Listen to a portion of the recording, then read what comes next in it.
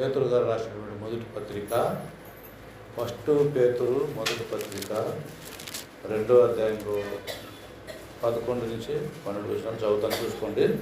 ప్రియులారా, మీరు పరదేశులను యాత్రికులనై ఉన్నారు గనుక ఆత్మకు విరోధముగా పోరాడు శరీరాశలను విసర్జించి అన్యజనులు మిమ్మల్ని ఏ విషయములో దుర్మార్గులను దూషింతురో ఆ విషయములో వారు మీ సత్క్రియలను చూచి వాటిని బట్టి దర్శన దినమున దేవుని మహిమపరచునట్లు వారి మధ్యను మంచి ప్రవర్తన గలవారే ఉండవలనని మిమ్మల్ని బతిమాలుకొనుచున్నాను.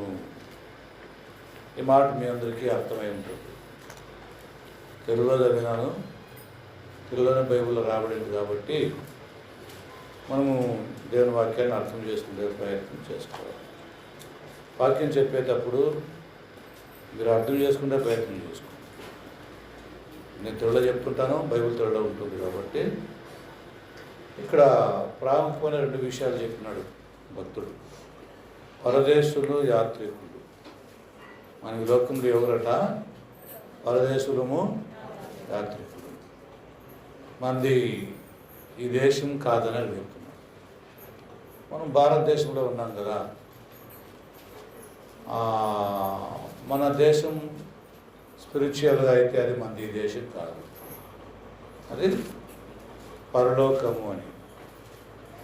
ఈ లోకములో అక్కడికి మనము ప్రయాణంలో ఉన్నాం, పరలోకానికి మనం ప్రయాణంలో ఉన్నాం. కాబట్టి పరలోకము చేరేంత వరకు కూడా దేవుని బిడ్డలమైన మనం ఈ లోకములో మనల్ని యాత్రికులు అని అనుకోవాలి, ప్రయాణికులు అని అనుకోవాలి. ఇప్పుడు యాత్రికులు, ప్రయాణికులు చాలా స్థలాలు చూడడానికి దానికి బయలుదేరుకుంటారు. మనకు తెలుసు మన యాత్ర పరలోకానికి. చాలామంది అన్యులైతే, కొంతమంది వేరే మతాల వారైతే కొన్ని ఊర్లకి చాలా వందల కిలోమీటర్ల నుంచి కూడా పాదయాత్రలతో పోతుంటారు చూడడానికి. ఈ మధ్య ఒకటి మనకు జరిగింది కదా, చాలామంది లక్షల మంది జనాలు పోయినారు అక్కడ దర్శనం చేసుకోవాలని. అక్కడ ఆ నీళ్ళలో మునిగితే పాపాలు పరిహారం అవుతాయని. ఇట్లాంటి విషయాలు చాలా లోకంలో జరుగుతున్నాయి. వాక్యం తెలియకునో తెలుసో కొంతమంది క్రైస్తవులు కూడా అట్లాంటి కార్యాలను అనాలోచనగా చేసినారు. బాప్తిస్మం ముందు రక్షించబడి కూడా అంటే వాడి ఉగ్రత తప్పదు, దేవుని యొక్క శిక్ష తప్పదు. హెబ్రీ పత్రిక కడుతుంది, యేసుక్రీస్తు యొక్క రక్తాన్ని అపవిత్రమైన దానిగా ఎంచి పాదములతో తొక్కువారు వీరే. అపవిత్రమైన రక్తముగా యేసుక్రీస్తు రక్తాన్ని చూస్తున్నారు. క్రైస్తవులు చాలామంది అట్లా మొన్న అట్లాంటి కార్యాలకి పోయినారు కొంతమంది. ఇక్కడ చెప్తున్న వాక్యం మనకి యాత్రికులు, పరదేశులుగా మనం ఈ లోకంలో ఉన్నాం. మంచి ప్రవర్తన గలవారై ఉండండి అని అక్కడ అంటాడు. మంచి వాళ్ళే ఉండండి అంటాడు. మరి ఏ విషయంలో అయితే మీ ఇరుగు పొరుగు వాళ్ళనే అన్యులు మిమ్మల్ని చెడ్డవాళ్ళని అంటున్నారో అదే విషయంలో మీరు వారికి మంచివారుగా చూపించండి. మీ సత్క్రియలను వాళ్ళ ఎదుట మీరు బయటపెట్టండి. ఆ క్రియలను బట్టి వారు దేవుడిని మహిమపరచవచ్చు. దేవుని దగ్గరికి రాకుండా రావచ్చు. దేవుని ప్రేమ నమ్మే కొన్నిసార్లు అన్యులు మన ఎదురు రాకోకుండా పోవడానికి, దేవుని ఎదురు రాకుండా పోవడానికి కారణమై ఉంటాం. అదే మొదటి పేతురు పత్రిక 1వ అధ్యాయం 10వ వచనం ఇలా రాయబడింది, పక్షపాతము లేకుండా క్రియలను బట్టి ప్రతి వారిని తీర్పు తీర్చువాడు తండ్రి అని మీరు ఆయనకు ప్రార్థన చేయుచున్నారు. గనుక మీరు పరదేశులై ఉన్నంతకాలం భయముతో గడుపుడి. ఎంత బాగుంది మాట. మనం బలలో పాలు పొందే ముందు భయం మనలో ఉండాలి కదా. ఆయన కృపాసనాన్ని సమీపించే మనకి భయం ఉండాలా, దేవుని భయం ఉండాలా. దేవునిలో భయం చాలా అవసరం. భయంతో లేకుండా మనం జీవిస్తే ఉపయోగం ఉండదు కదా. మన ఆరాధన దేవుని చెల్లదు కూడా. యాత్రికులు పరదేశకులుగా మనం ఉన్నామన్నప్పుడు మనల్ని మనం పరీక్ష చేసుకోవాల్సి ఉంటుంది. నా యాత్ర ఎట్లుంది, నా ప్రయాణం ఎలాగుంది. దానికే పౌలు గారు సంఘాలకు రాస్తూ, మీరు విశ్వాసమునకు కర్త దానిని కొనసాగించువాడైనటువంటి యేసు వైపు చూడండి, మీ పందెపు రంగంలో మీరు పరిగెత్తాలి. మన దైనందిన జీవితంలో, ఆధ్యాత్మిక ఈ జీవితంలో, క్రైస్తవ జీవితంలో మనము మన ప్రయాణాన్ని పరీక్షించుకోవాలి. నేను ఎక్కడికి బయలుదేరినా పరలోకానికి బయలుదేరి. ఇది మనం జ్ఞాపకం చేసుకోవడానికి పాత నిబంధనలోని కొన్ని విషయాలు ఆలోచన చేస్తే మనకి కొంచెం ఈ కొత్త పాట మనకి అర్థమవుతుంది. కొత్త నిబంధనల విషయాలు మనకి తెలుస్తాయి కదా. దేవుడు కూడా అలనాడు పితరులతో తాను చేసిన వాగ్దానం ప్రకారంగా వారిని తాను వాగ్దానం చేసినటువంటి దేశానికి వారు నడిపిస్తాం. వారు పోవాలా. దాని నుంచి మనకి మంచి పాఠం మనం చాలాసార్లు విన్నటువంటిదే. అయినా దాని నుంచి మనకి పాఠం ఉంది కాబట్టి ఎన్నిసార్లు విన్నా తప్పేమీ ఉండదు. సో మోషే ఆధ్వర్యంలో వాళ్ళు బయలుదేరడం మనకి కనపడుతుంది. వాళ్ళు ప్రయాణాన్ని సాగిస్తున్నారు అని బైబిల్ మనకి విశదీకరిస్తుంది బాగా. కొంతమంది కానాను చేరుకున్నారు, కొంతమంది చేరుకోలేదు, చాలామంది చేరుకోలేదు. చేరుకున్న వారికి కానాను అనే ఆ వాగ్దాన దేశం పంచిపెట్టబడింది. దాంట్లో వాళ్ళ నివాసం ఉన్నారు. మనం ఇప్పుడు పరలోకానికి ప్రయాణంలో ఉన్నాం. కొత్త నిబంధన ప్రకారంగా క్రీస్తు నాయకత్వం. మన నాయకుడు ఎవరంటే యేసుక్రీస్తు.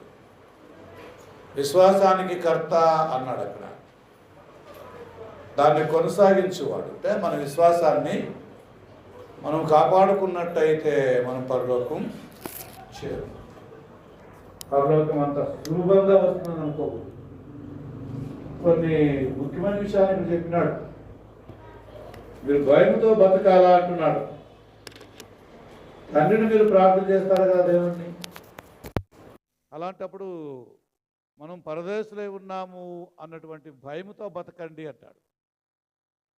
అట్లా బ్రతికే వాళ్ళు పాపం చేయరు, చేయడానికి ఆస్కారము లేదు. ఎందుకంటే భయం ఉంది. కొత్త నిబంధనలు అయితే 11 నీ ఎదుట నేను పాపము చేయకుండా నా హృదయంలో నీ వాక్యం. ఇక్కడంత భయం ఉంచాడు దావీదుకి. నేను పాపం చేయకుండా నా హృదయంలో నీ వాక్యం ఉంచుకున్నా. హృదయంలో వాక్యం ఉన్నవాళ్ళు దేవునికి భయపడతారని అర్థం. హెబ్రీ రాసినటువంటి పత్రిక 11వ అధ్యాయంలో ఈ విధంగా రాయబడింది. అక్కడ 9వ వచనం నుంచి, విశ్వాసమును బట్టి అతనుతో కూడా వాగ్దానమునకు సమాన వారసులైన ఇస్సాకు, యాకోబు అనువారును గుడారములలో నివసించుచు అన్యుల దేశములో ఉన్నట్టుగా వాగ్దత్త దేశములో పరవాసులైరి. చూడండి ఈ మాటలు ఎంత బాగున్నాయి చూడండి. 9వ వచనం చెప్తుంది. ఎవరెవరంటే అబ్రహాముని గురించి ఇక్కడ రాస్తాడు. అబ్రహాము తర్వాత ఆయన కుమారుడు ఇస్సాకుని గురించి రాస్తాడు. తర్వాత ఆయన కుమారుడైన యాకోబు అనువారు, వీరి యొక్క సంతానమైనటువంటి యొక్క ఇశ్రాయేలీయుల గురించి అక్కడ రాస్తున్నారు. వీరంతా పరదేశులు, యాత్రికులు. వీరి గమ్యస్థానం ఏది? ఇక్కడ బాగా అంటాడు, వాగ్దానమునకు సమాన వారసులైన ఇస్సాకు, యాకోబు అనువారును గుడారములో నివసిస్తూ. గుడారాలు అంటే చాలా పెద్ద శ్రీమంతులు వీళ్ళు, మరి తక్కువేం కాదు. అబ్రాహాము, ఇస్సాకు, యాకోబు అనేవాళ్ళు అంత శ్రీమంతులైనా కానీ గుడారాల్లో, టెంట్లలో బతుకుతున్నారంట, వాళ్ళు జీవిస్తున్నారంట. దేవుడు ఎప్పుడు వాళ్ళని ఎలాగ పిలుస్తాడు, ఎక్కడ పొమ్మంటాడు వాళ్ళకి తెలియదు. సిద్ధంగా ఉండాలి ఎప్పుడు కూడా. గుడారాల్లో నివసించు అన్యుల దేశంలో ఉన్నట్టుగా ఈ భూమి పైన బతికినారు అంతే, కొన్నాళ్ళే. ఇది యాత్ర, పరదేశులు. మరి మనం కూడా ఈ భూమి పైన జీవిస్తేప్పుడు యేసుక్రీస్తునందు రక్షణ పొందినటువంటి మనము మన యాత్ర పరలోకానికి యాత్ర. ఎక్కడికి? పరలోకానికి మనము ప్రయాణంలో ఉన్నాం. ఇప్పుడు వాళ్ళు ఎట్టయితే ఈజిప్ట్ నుంచి కానాను యాత్రలో ఉన్నారో, మనం కూడా ఈ భూమి నుంచి పరలోకానికి యాత్రలో మనం ఉన్నాం. అదే శరీర సంబంధమైనటువంటి యాత్ర. అది ఈజిప్ట్ నుంచి కానానికి వారి యాత్ర, అది శరీర సంబంధమైంది. అయినా అది వాగ్దాన దేశం. దేవుడు దాన్ని అబ్రాహాముతో వాగ్దానం చేసినాడు. అయితే మనకైతే ఇది శరీర సంబంధమైనటువంటి ప్రయాణం, ఇది కాదు, ఇది ఆత్మికమైంది. ఈ భూలోకము అనే ఈ ఈజిప్ట్లో, ఈ ఐగుప్తులో మనం ఇప్పుడు బయలుదేరినాం. ఎక్కడికి? పైన ఉన్నటువంటి పరలోకానికి అని ఇంకా బైబిల్ చెప్తుంది. కాబట్టి మనం ఈ భూలోకాన్ని, ఈ భూమిపైన ఎక్కడైతే మనం బతుకుతున్నామో, ఎక్కడైతే మనం ఉన్నామో, ఎక్కడైతే మనం నివసిస్తున్నామో, వాటి మనము ఏమనుకోవాలా? కేవలము అన్య దేశములో ఉన్నాము అనేటువంటి ఆలోచన మనలో ఉండాలా. అదే అబ్రాహాము విషయంలో చెప్పింది హెబ్రీ పత్రికలో. కాబట్టి మనము కూడా ఆ యాత్రలో ఇప్పుడు ఉన్నాం. సియోను యాత్రలో వాళ్ళు ఎట్లయితే బయలుదేరినారో, మనము కూడా పరలోకానికి యాత్రలో ఉన్నాం, పయనిస్తూ ఉన్నాం. చేరేంత వరకు కూడా పేతురు చెప్పినటువంటి మాటలు గుర్తుపెట్టుకుందాం. భయముతో లోకములో బ్రతకల, సత్క్రియలు మనలో కానరావాలా, దేవుని యందు విశ్వాసములో స్థిరంగా దాన్ని కొనసాగించాలా. పరలోకం చేరే లోపల పడిపోతే మీరే జవాబుదారులు. పాపాలు చేస్తే అది పోగొట్టుకుంటారు పరలోకం. ఆ వాగ్దాన దేశం కానాన్లో వాళ్ళు కొంతమంది పోయినారు, కొంతమంది రాలిపోయినారు అడవిలో. మనం కూడా ఈ భూలోక యాత్రలో ప్రాణంలో ఉన్నాం కాబట్టి మనం రాలిపోయే లోపు, అవిశ్వాసంలో రాలిపోతే, దేవుని భయం లేకుండా మనం లోకాన్ని వదిలిపెడితే, దేవుడు చెప్పిన దాన్ని చేయకోకుండా లోకమంతా నాదే అనుకుంటే, అట్లు మనం ప్రయాణంలో ఉన్నట్లయితే ఈయన పరలోకం చేరలేము. ఆ రోజు తండ్రి అయిన దేవుడు ఎలాగైతే వాగ్దాన దేశాన్ని వాళ్ళకి వాగ్దానం చేసి నడిపించడానికి నాయకుని మోషేని నియమించినాడు. మోసే తర్వాత యెహోషువ నాయకత్వంలో ఆ కానానికి బయలుదేరినారు కదా. అయితే ఇప్పుడు కొత్త నిబంధనలో మనం యేసుక్రీస్తు అనే మన నాయకుడు ద్వారా పరలోకానికి ఇప్పుడు సిద్ధమైనాం. ఆయన మనకి పరలోకాన్ని వాగ్దానం చేసినాడు, ప్రామిస్ చేసినాడు. ఇప్పుడు క్రైస్తవుల యొక్క ప్రామిస్డ్ ల్యాండ్ యెరూషలేం కాదు, ఈ లోకంలో ఉండే సియోను కాదు, కానాను కూడా కాదు, మంది పరలోకం. ఎదట మనం పరలోకానికి ఇప్పుడు నిరీక్షణలో ఉన్నాం. యేసు ప్రభు వాగ్దానం చేసింది మనకి అది. యోహాను సువార్త 14:2 మొదటి వచనాల్లో, నేను మీకు స్థలం సిద్ధపరిచి వెళుతున్నాను. చూడండి, నా తండ్రి ఇంట అనేక నివాసాలు ఉన్నాయి. ఇది ఈ లోక సంబంధమైన కానాను కాదని గుర్తుపెట్టుకోవాలి. ఈ విధంగా మనము పైనున్న పరలోకాన్ని గురించి భయం కలిగి ఉంటే, ఈ లోకం నాదనుకోము, ఈ లోకం నా సొంతం అని అనుకోము, ఈ లోకంలో నేను శాశ్వతంగా ఉంటామని చెప్పని కూడా అనుకోము. అయితే ఈ లోకంలో జీవిస్తూ నేను పరదేశి అనుకుంటాం, నేను కేవలం యాత్రికుని అనుకుంటాం. ఆ విధంగా మనం యాత్రికులుగా, ప్రయాణికులుగా ఈ లోకంలో జీవిస్తూ మన యాత్రను ముగించుకోవాలి. 2 తిమోతి 4:7 పౌలు గారు చెప్పినట్టుగా, నేను విశ్వాసమును కాపాడుకుంటుని కదా, నా పరుగును కడముట్టించి తిని, ఇక నా కొరకు ఏం రాయబడింది? నీతి కిరీటం నా కొరకు సిద్ధంగా ఉంది. ఎక్కడుంది ఆ కిరీటము? పైనున్న పరలోకంలో ఉంది. దాన్ని పొందడానికి పౌలు పరిగెత్తా ఉంటున్నాడు. 1 కొరింథీ 9:27 అంటాడు, నేను గురి చూడకుండా పరిగెత్తువాడిని కాను. ఏమిటా? నేను గురి చూడకుండా పరిగెత్తువాడిని కాను. నా ఎదుట ఉన్నటువంటి యొక్క పందెపు రంగములో నేను బహుమానం పొందవలని పరిగెత్తున్నాను కూడా అక్కడ చూడండి కదా. నేను బహుమానం పొందడానికి పరిగెత్తున్నా. అక్కడ నాకు అక్షయమైన కిరీటం ఉంది, వాడబారని కిరీటం ఉంది, నీతి కిరీటం ఉంది, మహిమతో కూడినటువంటి కిరీటం నాకుంది. నాకు చాలా గొప్ప ఆహ్వానం అక్కడ ఉంది. చాలా మర్యాదతో కూడినటువంటి యొక్క ఇన్విటేషన్ నాకు అక్కడుంది. యేసుప్రభు మనల్ని అక్కడ ఇన్వైట్ చేస్తున్నాడు. దాన్ని సిద్ధపరచగా వెళ్ళిపోయినాడు ఆయన. మీకు స్థలం సిద్ధపరచ వెళుచున్నాను, స్థలము సిద్ధమైతే నేను వస్తాను, నేనుండే స్థలంలో మీరు ఉండాలా, మీరు అక్కడ నా మహిమను చూడాలా, అందుకే నేను తిరిగి మీ కొరకు వస్తాను అని వాగ్దానం ఆయన చేసినాడు కదా. ఈ వాగ్దానం అపోస్తులు దీనికోసం చూసినారు. ఈ అపోస్తులు ఈ వాగ్దానాన్ని సంఘాలకు పత్రికల్లో రాసినారు పరిశుద్ధాత్మ ద్వారా. మనం ఈ లోకంలో యాత్రికులు అని, మనం ఈ లోకంలో ప్రయాణికులు అని, అందుకే ఈ అపోస్తులు రాసినారు. అవే మనకి ఇప్పుడు ఆధారాలు. మనం పరలోకం యొక్క నిరీక్షణలో ఉండాం కాబట్టి మనది ఈ లోకం కాదు. ఇక్కడ మనము అన్యుల దేశమైనటువంటి యొక్క ఈజిప్ట్లో ఎట్లయితే వాళ్ళు ఉన్నారో అట్లా మనము కూడా ఇక్కడ ఈ లోకమనే ఈజిప్ట్లో ఇది అన్యుల దేశం అనుకుందాం. కాబట్టి ఇది నాకు సొంతం కాదనుకుందాం. ఫిలిప్ 3:1 ప్రకారంగా మన పౌరస్థితి పరలోకంలో ఉంది. ఎక్కడుంది? మనం పరలోక సంబంధులు, పరలోకానికి మనము వారసులు. కాబట్టి ఆ వాగ్దాన దేశాన్ని మనం చేరుకోవాలంటే మన విశ్వాసాన్ని కాపాడుకోవాలా, విశ్వాస జీవితంలో బాగా పోరాడాలా, పడిపోకుండా జాగ్రత్తగా చూసుకోవాలా, సత్క్రియలు చేయాలా, దేవునితో భయం కలిగి ఉండాలా. యాత్రికులము ప్రయాణికులము అని మనలో మనము తగ్గించుకోవాలా కదా. దేనికి దేవుడు నిర్మాణకుడై ఉన్నాడా ఆ పట్టణం మంది అని గుర్తుంచుకోవాలా. అబ్రాహాము చెప్పినటువంటి మాట కొంచెం చూద్దాం. మరి చూడండి, అబ్రాహాము టెంటుల్లో గుడాలు ఎందుకు బతుకుతున్నాడు, ఎందుకు నివాసం చేస్తున్నాడు? చాలా చక్కగా రాస్తాడు 11వ అధ్యాయం ఎబ్రీ పత్రిక 10వ వచనంలో. ఏలయనగా దేవుడు దేనికి శిల్పియు నిర్మాణకుడై ఉన్నాడో పునాదులు గల ఆ పట్టణము కోసం అబ్రాహాము ఎదురు చూస్తుండెను.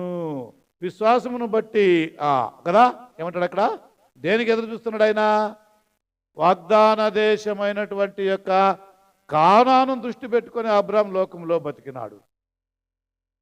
మనం ఈ లోకంలో జీవిస్తప్పుడు క్రైస్తవులుగా, దేవుని పిల్లలుగా మన ఈ ఆత్మీయమైనటువంటి ఈ పోరాటంలో మనము ఇలాంటి దృష్టాంతాలు మనం గుర్తుపెట్టుకోవాలి. ఏమంటాడు అక్కడ ఆయన?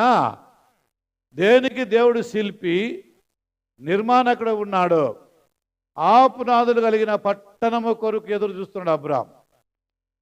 ప్రియ యేసు రాజా నీ రాక కొరకై నేనెదురు చూచుచుల్టినో నా చాతీరా. చూడదు బాగుంది. నా ఆశేది పరలోకానికి చేరుకోవాలి, నేను పరలోకంలో ఉండాలా. అందుకే నేను పిలువబడినా. మనందరం ఎందుకు రక్షించబడినామంటే ఆ విధంగా పరలోకంలో చేరుకోవాలి. అబ్రాహాము నిరీక్షణ కలిగినటువంటి ఆ కానాను గురించిన కొన్ని విషయాలు ఆలోచన చేద్దాం. అది చాలా అందమైన దేశమని, అది వీరు పొందేదంకా కొంతకాలము అన్యుల వశంలో ఉందని, అది సుమారుగా అబ్రాహాముతో దేవుడు వాగ్దానం చేసి దాన్ని నెరవేర్చినటువంటి కొన్ని వందల సంవత్సరాల తర్వాత అది జరిగిందని మనం బైబిల్లో దాన్ని చూసుకోవచ్చు. ఆదికాండం గ్రంథం, ఆదికాండం 15వ అధ్యాయం, ఆదికాండం 15వ అధ్యాయము 13వ వచనంలో చూడండి. ఇక్కడ ఆయన నీ సంతతి వారు తమది కాని పరదేశమందు నివసించి ఆ దేశపు వారికి దాసులుగా ఉందురు అనే మాట అక్కడ చూడండి. ఎవరి వాగ్దానం చేసినారు? ఇది ప్రామిస్డ్ ల్యాండ్. ప్రామిస్డ్ ల్యాండ్ గురించి దేవుడు అబ్రాహాముతో ముందుగా మాట్లాడుతున్నాడు. నీకు ఆ ల్యాండ్ ఇస్తున్నాను, నీ గోత్రపు వారికి, నీ పిల్లలకి, నీ సంతానానికి దాన్ని నేను ఇస్తున్నాను. నీ సంతానము, నీ పిల్లలు పరదేశంలో, యా దేశంట? పరదేశి అంటే మీదుగాని దేశములో కదా వాళ్ళు జీవిస్తూ అక్కడ వాగ్దాన దేశానికి పోతారు. అదేమంటే కానాన్ దేశం. మరి వీరు 14వ వచనం చూడండి. వారు నన్ను రేండ్లు వీరిని శ్రమ పెట్టుదురు, వీరు ఎవరికి దాసులవుదురో ఆ జనమునకు నేనే తీర్పు తీర్చుదును. తర్వాత వారు మిక్కిలి ఆస్తితో బయలుదేరి వచ్చేదరు. చూసినావా ఎంత బాగుంది చూడండి ఇప్పుడు వాట. చాలా ప్రాముఖ్యంగా చెప్తున్నా అబ్రాహాముతో. 14 మరొక చూసుకోండి. వారు 400 ఏండ్లు వీరిని శ్రమ పెట్టుదురు. వారంటే ఐగుప్తీయులు. ఎవరు? ఐగుప్తీయులు. ఏ మీ దేశము కాని దేశంలో మీరు ఉన్నారో వారు ఐగుప్తీయులు. ఎన్నేండ్లట? 4 శతాబ్దాలు అక్కడ మీరేమవుతారు? దాసులుగా ఉండాలి అక్కడ. అంతకాలం వారు మిమ్మల్ని శ్రమ పెడతారు, ఇబ్బంది పెడతారు, వెట్టి చాకరీ చేయించుకుంటారు, చాలా మిమ్మల్ని వేధిస్తారు, చాలా మిమ్మల్ని బాధ పెడతారు. మీ ఏమంటారు స్వజనాన్ని, నీ సంతతి వారిని. అయితే 400 సంవత్సరాలు అయిపోయిన తర్వాత వీరు ఎవరికి దాసులవుదురో ఆ జనమునకు నేనే తీర్పు తీరుస్తాను. ఎవరికి దేవుడు తీర్పు తీరుస్తాడు? ఐగుప్తీయులకి తీర్పు తీరుస్తాడు. ఏ ఐగుప్తులైతే తన ప్రజలు దాసులుగా ఉన్నారో ఆ ఐగుప్తీయులకి నేను తీర్పు తీరుస్తానంటాడు. కాబట్టి వారు బయలుదేరుతుంది. అక్కడి నుంచి తీర్పు అయిన తర్వాత వాళ్ళు బయలుదేరుతారు. బయలుదేరి స్వదేశానికి పోతారు. ఆ స్వదేశంలో వీరేమంటే ఇప్పుడు పర్మనెంట్గా ఉండబోతారు. ఇంకా ఇది ముందు జరిగేది, ముందు ఇది జరగబోతుంది ఇక. కాబట్టి వారు ఐగుప్తు దేశంలో నుండి బయలుదేరి వాగ్దాన దేశానికి పోతున్నారు. కాబట్టి 400 సంవత్సరాలు వాళ్ళు ఏం చేయాలంట? ఆ ఈజిప్ట్లో బానిసలుగా ఉండాలా. అట్లు మొదట యోసేపు పోయినాడు ఈజిప్ట్కి. తర్వాత 12 వారి యొక్క గోత్రగతుల పెద్దలంతా బయలుదేరినారు. మొత్తము 73-75 మంది సెటిల్ అయినారు ఫస్ట్ అక్కడ. వారిలో 6 లక్షల మంది కార్బలం యుద్ధ వీరులు బయలుదేరినారు. తర్వాత ఆ కానాన్కి వాళ్ళు బయలుదేరినప్పుడు ఈజిప్ట్ నుంచి సుమారుగా 20-30 లక్షల జనం బయలుదేరి. ఇక్కడ చెప్పిన వాగ్దానం అదే. వారు గొప్ప జనముగా బయలుదేరుతారు. చాలా సొమ్మును పట్టుకొని వెళ్ళిపోతారు. వాళ్ళు శ్రీమంతులుగా పోతారు. వాగ్దాన దేశానికి బయలుదేరుతారు అన్నాడు. నేను ఆ వాగ్దాన దేశం నీకు ఇస్తున్నాను. మరి తర్వాత వారు మిక్కిలి ఆస్తితో కూడా బయలుదేరి వచ్చేదరు. ఎవరు వాళ్ళు? నీ సంతానం. దేవుడు ఎవరితో అంటాడు? అబ్రాహాముతో అంటున్నాడు. నీ సంతానం మిక్కిలి ఆస్తితో బయలుదేరుతారు. ఎక్కడికి బయలుదేరుతారు? ఇల్లు కానానుకు పోతారు. 400 ఏండ్లు కానాను ఎవరు ఆధీనంలో అయితే ఉందో అక్కడ జనాలు చాలా బలపడిపోయేసినారు. చాలా బలంగా ఉన్నారు, ప్రబలి ఉన్నారు. వాడిని జయిస్తేనే కానీ ఇది వాళ్ళకేం కాదు, ఆక్యుపై కాదు. అట్లా ఈ కానాను ఈ ఇశ్రాయేలుకి ఆక్యుపై కావాలంటే దేవుడేపుడు వాళ్ళని అక్కడి నుంచి వెళ్ళగొట్టాల. కానానులో ఎవరైతే ఉన్నారో ఆ అన్యజాతులు వారిని, ఆ దుష్టుల్ని, ఆ చెడ్డుల్ని ఈయన ఎల్లగొడితేనే కానీ అక్కడ వాళ్ళు బయటికి పోరు. వారు బయటకు వస్తేనే కానీ వీళ్ళు దాంట్లో ఎంటర్ గారు. అయితే యేసు ప్రభు మనకు వాగ్దానం చేసినటువంటి పరలోకంలో ఈ తారతమ్యాలు లేవు. ఈ వాగ్దాన దేశం అనే పరలోకంలో ఇలాంటి దుష్టులు పాపులు అక్కడ లేరు. వాళ్ళు వెళ్ళగొట్టి మిగిచ్చేకి మనకిచ్చేకి ఇలాంటి వారు అక్కడ లేరు. అదే పరిశుద్ధమైనది పరలోకం. ఎంతో అందమైనది పరలోకము, అసమానమైనది నా దేశము, అచ్చటనే చూచేదాను పరిశుద్ధులెల్లరిన్. ఎత్తదంటే పరలోకం. అయితే ఈ కానాన్లో పరిశుద్ధులు లేరు. ఆ 7 జాతుల జనాంగాలు అక్కడ ఉన్నారు. ఆ 7 జాతుల వారి యొక్క జనాంగులంతా దుష్టులు, దేవుడు లేనివారు, దేవునికి విరోధులు, దేవుని సంబంధులు కారు. కాబట్టి వాడిని వెళ్ళగొట్టాడు దేవుడు. వాళ్ళని వెళ్ళగొడితేనే తప్ప వీరికి అక్కడ స్థానం లేదు. అయితే క్రీస్తు రక్తములో కడగబడినటువంటి మనకి ఆయన ఏదైతే వాగ్దానం చేసినాడో క్రీస్తు ప్రభు, ఆ పరలోకము చాలా పరిశుద్ధమైంది. అది దేవుడు ఉండే స్థలం, దేవదూతులు ఉండే స్థలం, పరిశుద్ధాత్ముడు అక్కడ ఉండే స్థలం, ప్రభు అయిన క్రీస్తు వారు అక్కడ ఉండే స్థలం. అధికారులు, ఉన్నతాధికారులు, దేవదూతులు కదా, చాలా గొప్ప గొప్ప గొప్ప గొప్ప వారికి మాత్రమే ఆ పరలోకం. ఆ పరలోకాన్ని దేవుడు మనకి ఏర్పాటు చేసేసినాడు. యేసు అన్నాడు, నేను మీకు స్థలం సిద్ధపరచా వెళుతున్నాను. స్థలం సిద్ధమైతే మీరు నాతో ఉండడానికి, నా మహిమ మీరు చూడడానికి అక్కడికి మీరు వస్తారన్నారు. కానాన్లో వీరు వెళ్ళి 7 జాతుల వాళ్ళని దేవుడు ఎల్లగొట్టి వీళ్ళు అక్కడ సెటిల్ చేసిన తర్వాత ఆ కానాను వాగ్దాన దేశంలో కూడా వీరు నీతివంతులుగా లేకపోయినారు కదా, వీరు తమ నీతిని కాపాడుకోలేకపోయినారు. అక్కడ వీళ్ళే ఏమట పాపులైపోయి అన్నిలతో సాంగత్యాలు చేసుకుని చెడిపోయినారు, ఇరుగు పొరుగు దేశాలతో. అయితే పరలోకముకి ఇరుగు పొరుగు దేశాలు అక్కడ లేవు. పరలోకములో విగ్రహార్థికులు లేరు, పరలోకములో మాంత్రికులు లేరు, పరలోకములో కుక్కల్లాంటి స్వభావాలు మనుషులు అక్కడ లేరు. పరలోకము చాలా పవిత్రమైంది. అక్కడ రాత్రి లేదు, అక్కడ పగలు లేదు, అక్కడ చీకటి లేదు, అక్కడ సూర్యుడు అవసరం లేదు, చంద్రుడు అవసరం లేదు, నక్షత్రాలు అవసరం లేదు. అది కొత్త ఆకాశం, కొత్త భూమిని పిలువబడింది. దానికి యేసుక్రీస్తు యొక్క ముఖ కాంతియే వెలుగు. మనం ఆ వెలుగులో ఉంటాం. దేవుడు మన ప్రతి బాష్ప బిందువును తుడుస్తాడు అన్నటువంటి విషయాలు మనకి ప్రకటన 21 బాగా కనపడతాయి. సో మనం పరలోకమునే ఈ విధంగా నిరీక్షణ కలిగి ఉండాలి. అందుకే పేతురు అంటాడు, మనం ఈ లోకంలో యాత్రికులు, మనం ఈ లోకంలో ప్రయాణికులుగా ఉన్నాం. కాబట్టి మన యాత్ర, మన ప్రయాణము అనేది ఎట్లుండాలా? పరలోకము చేరేంత వరకు దేవుని యందలి భయముతో ఉండాలని చూసినాం, భక్తితో ఉండాలని చూసినాం, సత్క్రియలతో ఉండాలా.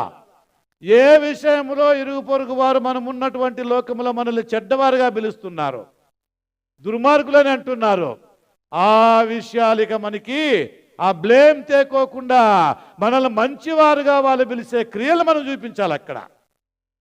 అది క్రైస్తత్వం. అట్లుంటే దేవునికి మహిమ కలుగుతుంది. పరలోకం మనకు వాగ్దానం చేయబడింది కదా, ఆ పరలోకం కూడా మంది అవుతుంది. పరలోకము అనుకున్నంత సులభంగా మనము పొందే లోకం మాత్రం అది కాదు. ఈ 7 జాతులు అన్నటువంటి కన్య జాతులు వాడు అక్కడ ఉన్నారు కదా. ఆదికాండం 16లో చూస్తే ఈ 7 జాతుల్లో ఉన్నటువంటి వారు చాలా మంది హామ్ యొక్క సంతానములో వచ్చిన వారు అని బైబిల్లో రాయబడింది. ఆదికాండము 10వ అధ్యాయము 6వ వచనంలో ఆ మాట ఉంటుంది. అదే ఆదికాండం 26:34లో కానానులో నుండి హేతు వచ్చి, ఆ హేతులో నుంచి కొంతమంది వచ్చారు, వాళ్ళకి హిత్తీలు అనే పేరు అక్కడ రాయబడింది అని చెప్పని ఉంటుంది ఆదికాండంలో. వీళ్ళు అన్ని జనాంగులు, వాళ్ళు కానాన్లో ఉన్నటువంటి వాళ్ళు. వీళ్ళు 400 ఏళ్ళు ఇక్కడ ఈజిప్ట్లో ఉంటారు కదా, వాళ్ళు ఇక్కడ ఉన్నంతకాలం వాళ్ళు అక్కడ అట్లున్నారు. ఆ విధంగా అక్కడ సెటిల్ అయిపోయినారు జనాలు. ఆదికాండం 15:15లో ఎబూసీయులు, అమోరీయులు, గిర్గాసీయులు, హివ్వీయులు, కనానీయులు, పెరిజీయులు అనేటువంటి కొన్ని జాతులు అక్కడ కనబడతాయి. దాదాపుగా 7 జాతుల జనాంగాలు ఆ కనాన్లో అప్పుడే సెటిల్ అయిపోయినారు. వాళ్ళని ఎల్లగొడతానే కానీ ఏం రాదు, వీళ్ళకి వాగ్దాన దేశం కాదు. అయితే దేవుడు వాగ్దానం చేసినాడు ఎవరికి? అబ్రాహాముకి. అబ్రాహాముతో చెబుతూ దేవుడు 15వ అధ్యాయం ఆదికాండం 15వ చూడండి, నీవు క్షేమముగా నీ పితరుల యొద్దకు పోయేదవు, మంచి వృద్ధాప్యమందు నీవు పాతి పెట్టబడదవు, అమోరీయుల అక్రమం ఇంకను సంపూర్ణంగా కాలేదు గనుక నీ 4వ తరం వారు ఇక్కడికి మరలా వచ్చేదని నిశ్చయముగా తెలుసుకున్న అబ్రాహాముతో చెప్పాను. బతికి ఉన్నప్పుడే అబ్రాహాముతో కానాను గురించి మాట్లాడేసినాడు దేవుడు. అయితే అబ్రాహాము దేనికి ఎదురు చూసినాడు? ఈ కానానికి అబ్రాహాము ఎదురు చూడలేదు.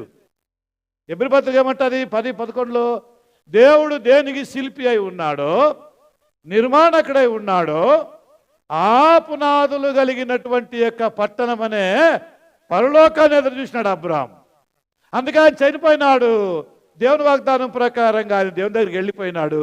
ఇప్పుడు ఆయన సంతానం ఈజిప్ట్లో ఉంది. ఏడుంది? ఈజిప్ట్లో ఉంది. ఎన్నేళ్ళట? 400 సంవత్సరాలు, దాదాపుగా 430 ఏళ్ళు ధర్మశాస్త్రం వచ్చేంత వరకు. ఎప్పుడొచ్చింది ఆ ధర్మశాస్త్రం చూస్తే నిర్గమకాండంలో దేవుడు మోసేని పిలిచిన. నిర్గమకాండం 3వ అధ్యాయం 7వ వచనం చూద్దాం ఒకసారి. నిర్గమకాండం 3వ అధ్యాయం 7వ వచనం. మరి యెహోవా మోషేతో మాట్లాడుతూ, నేను ఐగుప్తులోనున్న నా ప్రజల బాధను, ఇదే కదా వారు శ్రమ పొందుతారు, 400 ఏండ్లు వాళ్ళు అక్కడ ఏం చేస్తారు? బానిసలుగా ఉంటారు. ఇప్పుడు అది ఇక్కడ మాట్లాడుతున్నాడు దేవుడు ఎవరితో? మోషేతో. అబ్రాహాముతో ఆ రోజు మాట్లాడినటువంటి దేవుడే ఇప్పుడు మోషేతో మాట్లాడుతున్నాడు. ఏమని? మీ తండ్రి అయిన అబ్రాహాముతో వాగ్దానం చేసిన దేవుడు నేనే అబ్రాహాము దేవుడిని, ఇస్సాకు దేవుడిని, యాకోబు దేవుడిని. ఈరోజు నీతో మాట్లాడుతున్నా. అప్పుడు వారికి నా పేరు చెప్పలేదు, కానీ ఇప్పుడు నీకు చెప్తున్నాను, గ్యారెంటీగా బాగా గుర్తుపెట్టుకో. నేను ఉన్నవాడు, నేను అనువాడు. ఎప్పటి నుంచి ఉన్నానంటే ఇదేది లేదు, కానీ అందరికంటే ముందు నేనే ఉన్నామని. దేవుడికి ఆరంభం లేదు కదా. ఇప్పుడు మోసేతో మాట్లాడుతున్నాడు. ఏమని మాట్లాడుతున్నాడు కదా? నేను మరియు యెహోవా ఇట్లనెను, నేను ఐగుప్తులోనున్న నా ప్రజల బాధ నిశ్చయముగా చూచి తిని, పనులలో తమ్మును కష్టపెట్టు వారిని బట్టి వారు పెట్టిన మొరను వింటిని, వారి దుఃఖములు నాకు తెలిసియే ఉన్నవి. దేవుడు ఎవరి గురించి స్టడీ చేసినాడు ఇక్కడ? తన ప్రజల గురించి బాగా స్టడీ చేసినాడు. ఒకసారి 7వ వచనం మరొకసారి బాగా చదువుదాం. మరియు యెహోవా ఇట్లనెను, నేను ఐగుప్తులోనున్న నా ప్రజల బాధను నిశ్చయముగా చూస్తున్నాను. ఒకటి, వారి బాధను స్టడీ చేసినాడు. ఎవరు? యెహోవా దేవుడు. వారి యొక్క బాధల్ని ఆయన స్టడీ చేసినాడు. నాకు తెలుసు అన్నాడు. వాళ్ళ అవసరం నాకు తెలుసు బాగా అన్నాడు.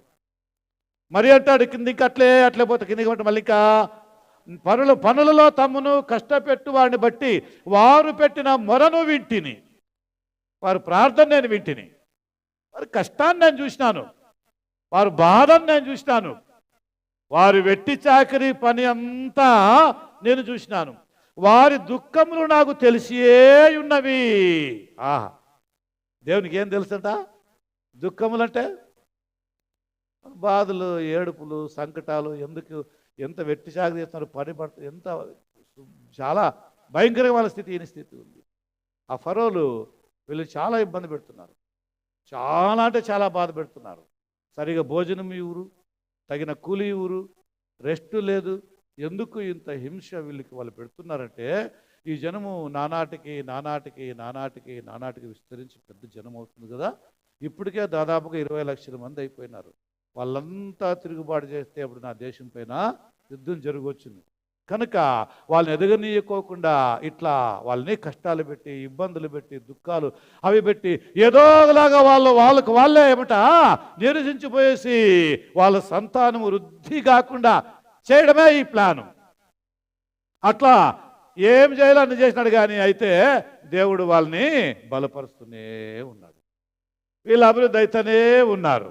8వ వచనం 3:8 నిర్గమకాండం. కాబట్టి ఐగుప్తుల చేతిలో నుండి వారిని విడిపించుటకును, ఆ దేశంలో నుండి విశాలమైన మంచి దేశమునకు. ఏ దేశం అంట?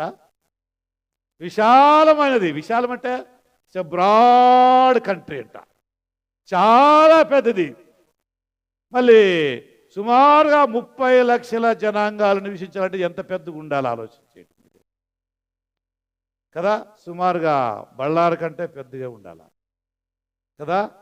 చాలా ఇంకా దానికంటే చాలా పెద్ద, ఒక స్టేట్ మాదిరిగా ఉండాలి అది.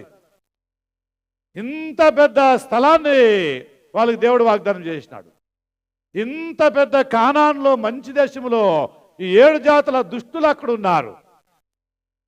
ఇవి మనకి ఆత్మీయ పాఠాలు చూపిస్తున్నాయి. అవి చూపిస్తాం తర్వాత. అసలు ఈ దేశంలో ఉన్న ఆ దుష్టులు ఎవరు, వాళ్ళ గుణాలేమి, వాళ్ళు ఎందుకు దేవుడు తీసేసి వీళ్ళని పెట్టాలనుకుంటున్నాడు అనేవన్నీ మనం చూసుకొని పోతే దేవుని వాక్యం మనకి చాలా ఆత్మికంగా మనం బలపరిచే ఒక శక్తి ఉంది. మళ్ళీ అనగా కానానీయులకు, హిత్తీయులకు, అమోరీయులకు, పెరిజ్జీయులకు, హివ్వీయులకు, యెబూసీయులకు ప్రజెంట్ అది నివాస స్థలమై ఉంది. దాంట్లో ఇప్పుడు ఎవరున్నారు? ఈ అన్ని జనాంగాల వాళ్ళు ఉన్నారు. దేవుడేమో అబ్రాహాముతో వాగ్దానం చేసేసినాడు. ఏమని? ఆ దేశం నీ పిల్లలకి ఇస్తాను చూడు, నీ సంతానానికి ఇస్తాను చూడు. వాళ్ళు ఖచ్చితంగా అక్కడికి వస్తారు. 105:7 వచనములో కీర్తన గ్రంథంలో, 105వ అధ్యాయం కీర్తన గ్రంథంలో 27వ వచనం, వారు ఐగుప్తీయుల మధ్యను సూచకార్యాలను, అందుకే నేను చదువుకుంటున్నాను, మీరు తప్పులు చదువుకున్నాను, అందుకే నేను చదువుకుంటున్నాను. అందుకనే హాము దేశంలో నుండి వారు ఐగుప్తీయుల మధ్యను ఆయన సూచక్రియలను హాము దేశములో మహత్కార్యములను జరిగించిరి. ఎవరు వీళ్ళు? మోసే అహరోనుల నాయకత్వం జరిగిన సంగతి నాకు చెప్తున్నాడు. హామ్ తండ్రి ఎవరు? నోవహు. నోవుకి ఎన్నో కొడుకు హామ్ అంటే చిన్నోడు కదా. హాము సంతతి వారే ఈజిప్టీయులు. ఎవరు? ఐగుప్తీయులు అంటే హాము సంతతి వారే. కాబట్టి హాము ఎదిగి పెద్దవాడైన తర్వాత వాళ్ళంతా దేశాలుగా విభాగించుకున్న తర్వాత ప్రపంచాన్ని పరిపాలించింది ఇదే ఫస్ట్ దేశం. ప్రపంచాన్ని పాలించిన డైనాస్టీలు ఇదే మొట్టమొదటిది. ఇదేమంటే ఈజిప్ట్. వారి తర్వాత వచ్చినటువంటి వాళ్ళు అజూరియులు. వీళ్ళ తర్వాత వచ్చినటువంటి వాళ్ళు బాబిలోనియన్స్, తర్వాత మీడియో పర్షియన్స్, తర్వాత గ్రీకులు, తర్వాత రోమియులు. ఇట్లు ఈ ప్రపంచాన్ని పరిపాలించిన అధినేతలు వీళ్ళందరూ కూడా. వీళ్ళందరికంటే ముందుటి వాడే ఈ హామ్. హామ్ యొక్క సంతతియే ఈజిప్ట్. ఈజిప్టులే హామ్ యొక్క సంతానం. హామ్ అంటే చీకటి ఏమర్థము? లేదా అగ్గి ఏమట? ఫైర్. కాబట్టి హామ్ ఎవరో కాదు, షేమ్ ఎవరో కాదు, యాపేత్ ఎవరో కాదు, ముగ్గురు అన్నదమ్ములే. అయితే వారిలో ఇతను ఏమైనాడు? పెద్ద డైనాస్టీకి నాయకుడైపోయినాడు హామ్. హాములో వచ్చింది ఈజిప్టు కదా. వీరికి సంబంధించిన వాళ్ళు ఇంకా మనం ఈ రోజులు ఆలోచన చేస్తే కొంతమంది ఆఫ్రికన్స్ వాళ్ళలోనే వచ్చినటువంటి వాళ్ళని కూడా ఇంకా చాలా బలమైనటువంటి వాళ్ళు, చాలా దిట్టైనటువంటి వాళ్ళు. అందుకే మీరు ఈజిప్టులో ఒకసారి చూడండి, చాలా ఎత్తుగా, చాలా బలంగా చాలా ఉంటారు. వాళ్ళతో సమానంగా ఈ ఆఫ్రికన్స్ అట్లే ఉంటారు. అంటే వీళ్ళు నల్లగా ఉంటారు, వాళ్ళు తెల్లగా ఉంటారు. కానీ వీళ్ళంతా హామ్ యొక్క సంతానంలో వచ్చినటువంటి వాళ్ళు. ఈ విధంగా ఆ దేశంలో ఏమంట వీళ్ళంతా ఉన్నారు. ఆదికాండం 11వ అధ్యాయంలో 10 నుంచి 20 వచనాలను చూస్తే షేము నుండి వచ్చినటువంటి వాళ్ళు అబ్రాహాము సంతానం అని అక్కడ ఉంటుంది. షేము నుంచి వచ్చినటువంటి వాళ్ళు అబ్రాహాము సంతానం అని ఉంటుంది. వాళ్ళే ఇశ్రాయేలీయులు. వీళ్ళే 400 సంవత్సరాలు ఈజిప్ట్లో బానిసలుగా ఉంటారు. ఈజిప్ట్లోనే స్లేవ్స్గా ఉంటారు. ఎన్నేళ్ళంట? గల్తీ పత్రిక, గలతీయులకు రాసినటువంటి పత్రిక 3వ అధ్యాయం 17వ వచనం ఒకసారి చూద్దాం. 17వ వచనం, గలతీయులకు రాసిన పత్రిక 3వ అధ్యాయం 17వ వచనమా. నేను చెప్పున్నది ఏమనగా 430 ఏండ్లు గతించిన తర్వాత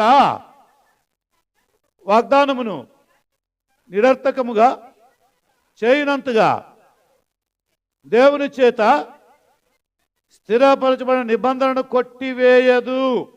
మోసే కాలాన్ని గురించి ఇక్కడ మాట్లాడతాడు. నిర్గమకాండం 3:7 చెప్పింది ఇదే. ఇప్పుడు ఆ టైం వచ్చేసింది. ఏ టైము? ఇశ్రాయేలును బయటికి తెచ్చే కాలం వచ్చింది. ఇప్పుడు మాట్లాడుతున్నాడు. నేను వారి దుఃఖము చూసినా, వారి బాధ నేను చూసినా, వారి అవస్థలు నేను చూస్తున్నాను, ముఖ్యంగా వాళ్ళ ప్రార్థన నేను విన్నాను. కాబట్టి ఇక నేను మీ తండ్రి అబ్రాహాము చేసిన వాగ్దానం జ్ఞాపకం వచ్చింది. దాన్ని నెరవేరుస్తా ఉన్నాను. ఆ ప్రామిస్ ల్యాండ్ ఉంది కదా, వాగ్దాన దేశమైనటువంటి కానాను. ఆ రోజు మీ నాన్నకి ఇస్తా అని చెప్పినాను కదా, అది ఇప్పుడు నీకు ఇస్తున్నాను. ఇదిగో వాళ్ళకి ఇస్తున్నాను. అందుకే నాకు నీతో పని ఉంది. దానికి నువ్వు కావాలా? నువ్వే దానికి సూటబుల్ పర్సన్, నువ్వే నాయకుడు. అందుకే నేను ఇక్కడికి దిగి వచ్చిన. నిర్గమకాండం 3:8 ఆ మాట కదా. నేను దిగి వచ్చిన దానికే అన్నాడు. దేవుడు దిగి వచ్చిన సందర్భం ఇది. దేవుడు ఎవరితో మాట్లాడుతున్నాడు? మోసేతో. ఎక్కడి నుంచి మాట్లాడుతున్నాడు? ఒక పొద అంటుకుంది, బుష్ ఒకటి అంటుకుంది, పచ్చి ముండ్ల యొక్క పొద ఒకటి అంటుకుంది. అది కాల్తానే ఉంది కానీ కాలిపోలేదు. ఇక అది బూడిదిగా లేదు, చల్లారలేదు. స్వరం ఒకటి అక్కడి నుంచి వినపడుతుంది, అగ్గిలో నుంచి. ఏమని? మోసే అని పిలుస్తాడు. వినపడుతుంది. మోసే, అబ్బా ఇదేమి దేవుని దర్శనం దొరుకుతుంది. దేవుడు మాట్లాడుతున్నాడు తనతో. మోసే, నువ్వు నిలుచున్న స్థలం చాలా పవిత్రం. సో నీవు నీ చెప్పులను వదులు కదా. నీవు నా స్వరం, నా మాట విను బాగా. ఏమని? నేను ఎందుకు దిగి వచ్చిన నీ దగ్గరికి అంటే ఇది సమస్య. ఏమి సమస్య? నా ప్రజలు ఎవరంట? ఇశ్రాయేలీయులు ఈజిప్ట్లో ఉన్నారు, బాధపడుతున్నారు. దుఃఖపడుతున్నారు. వాగ్దానం దగ్గరికి వచ్చింది, నేను చెప్పిన టైం అయిపోయింది, కాబట్టి నేను వాళ్ళు విడిపించాలా. అందుకే నేను దిగి వచ్చిన మోసేతో మాట్లాడాడు. ఇప్పుడు నేనేం చేయాలా? మోసే ఏమన్నాడు? నేనేం చేయాలి ప్రభువా? ఆ ఫరో తక్కువడా? ఫరో స్టడీ నాకు బాగా తెలుసు. ఏమంటాడా? ఏం మోసే ఏమంటాడు? ఫరో గురించి నాకు బాగా తెలుసు.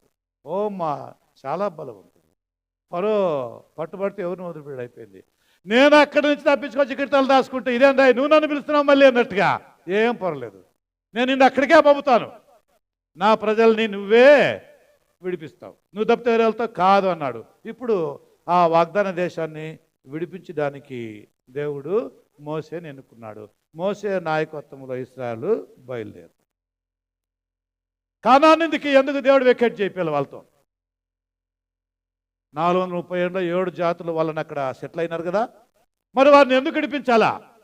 వాళ్ళుంటే తప్పేమి, వాళ్ళతో ఏమి అవసరం, వాళ్ళు ఎందుకు అక్కడి నుంచి పారు అని చెప్పిన ప్రశ్నలు కొన్ని వస్తాయి మనకి. ముఖ్యంగా అది దేవుడు చేసిన వాగ్దాన దేశం ఒక్కటి, వాళ్ళ ప్రవర్తన చాలా బాగలేదంట. ఆ 7 జాతుల వారి యొక్క ప్రవర్తన, వారి యొక్క దుష్ట ప్రవర్తన, వాళ్ళు దుష్టులు. దుష్టులు అంటే సాతాను యొక్క సంబంధం. ఇది మనకి ఆధ్యాత్మిక పాఠం చెప్తుంది. దేశాన్ని ఒకడు హద్దులో పెట్టుకోవడానికంటే తన మనసును హద్దులో పెట్టుకున్నవాడే గొప్పోడు. సామెతలు చెప్పేది. ఎవరు గొప్పడట? దేశమైనా హద్దులో ఉందని విరివిగేవానికంటే కూడా తన మనసును తన హద్దులో పెట్టుకున్న వాడే ధన్యుడు, గొప్పవాడు. కొత్త నిబంధన ప్రకారంగా మనం ఎవరిని జయించాలంటే దేశాన్ని జయించాలా. ఏ దేశాన్ని జయించాలంటే మనల్ని మనం జయించుకోవాలి. మనమే ఇప్పుడు దేవుని దృష్టిలో జయించుకోగలిగినటువంటి వారు. మరి మనల్ని మనం జయించుకుంటున్నామా? మనల్ని జయించుకోగలుగుతామా? మన మనసుని మనము ఏమిటా హద్దులో పెట్టుకోగలమా? అప్పుడే మనం గొప్పవారు. లేకపోతే ఎన్ని ఘనకార్యాలు గొప్ప కార్యాలు చేసినా గొప్పవాళ్ళు మాత్రం అనబడరు. ఇది కొత్త నిబంధన యొక్క సారాంశం. కాబట్టి క్రీస్తు యేసుకు కలిగిన మనసు మీరు కలిగి ఉండండి అన్నాడు కదా. ఈ మనసు మీరు కలిగి ఉండండి కదా. దేశాన్ని స్వాధీనపరుచుకునేది కాదు. అది పాత నిబంధనలో వాళ్ళకి దేవుడు అట్లా వాగ్దానం చేసిన ఆయనే ఆ పనికి పూనుకున్నాడు. అది శరీర సంబంధమైంది. వాళ్ళు బయలుదేరుతున్నారు. అయితే మొదటి జాతి వారి దుష్టు ప్రవర్తన దేవునికి నచ్చలేదు. రెండవదిగా ఆ దేశమును దేవుడు అబ్రాముకు వాగ్దానం చేసినాడు కదా, ఇయ్యాల్సిందే. మూడవదిగా ఈ జనులు ఒక రకంగా ఈ లోక సంబంధులు, అంటే ఈ లోక రీతిగా చాలా బలమైనటువంటి వాళ్ళు, దేవునికి భయపడే వాళ్ళు కారు, దేవునిలో వాళ్ళు లేరు. కాబట్టి వీళ్ళని వెళ్ళగట్టుకోకుండా అక్కడి నుంచి దాంట్లోనే వీళ్ళని ఒకవేళ కాపురం పెడితే ఇంకా ప్రమాదం అది. అందుకే దేవుడు వాళ్ళు బయటికి వెళ్ళగొట్టే తీరాలా. వెళ్ళగొట్టిన తర్వాతనే వాళ్ళు దాంట్లో పెట్టాలి ఇశ్రాయేలుని. అప్పుడే వీళ్ళేమంటావా వాళ్ళు లేకుండా పాపం లేకుండానికి ఆస్కారం అవుతుంది. చూడండి ఒక మాట, వాళ్ళు వెళ్ళగొట్టకపోతే అట్లే ఒకవేళ వీళ్ళని అక్కడ పెడితే జరిగే ప్రమాదం ఉంది. మీరు దేవుని పిల్లలు అయినారు, క్రీస్తు రక్తంలో కడగబడి దేవుని పిల్లలు క్రైస్తవులు అయినాం. మరి మీ మనసు ఎలాగుంది? నీ హృదయంలో ఏముంది? నువ్వు వీటిని జయించుకున్నావా? క్రైస్తవుడుగా జయమే లేకోకుండా ఊరికే నేను అని చెప్పుకుంటున్నావా? అయితే నువ్వు ఓడిపోయినట్టే, నువ్వు ప్రమాదంలో ఉన్నట్లే ఇంతవరకు కూడా. కాబట్టి యేసు ప్రభు రక్తం మనకి పనిచేసిందని, ఆ రక్తం ద్వారా మనం కడగబడినామని, మనము దేవుని పిల్లలం అయి ఉన్నామని, సంఘంలో నేను ఉన్నా సభ్యుడిగా అని చెప్పని తండ్రిని ఆరాధిస్తానని చెప్పుకుంటూ మనల్ని మనము హద్దులో పెట్టుకోకపోతే ఇవేవి కూడా మనల్ని పరలోకం చేర్చవు. అందుకనే నీ హృదయం నాకు, నీ మనస్సు నాకు, నీ మనస్సులో నాకు చోటు ఓటాడు యేసు ప్రభు. మన మనస్సు ఆయనకి ఇవ్వాలా. మనసు చాలా ఘోరమైనటువంటి వ్యాధి కలిగింది. 17:9 ఆ మాట ఉంటుంది. కాబట్టి వాళ్ళు నీ దేవుడు అక్కడి నుంచి వెళ్ళగొట్టేసేస్తున్నాడు, వాళ్ళు నిలగొట్టని పెడుతున్నాడు. చూడండి ఒక మాట చూద్దాం. ఒక మాట సంఖ్యాకాండం 33వ అధ్యాయం 55వ వచనం చూద్దాం. సంఖ్యాకాండం, వాళ్ళని వెళ్ళగొట్టకపోతే జరిగే ప్రమాదం. సంఖ్యాకాండం 33వ అధ్యాయం 15-16 వచనాలు. నేను చదువుతాను.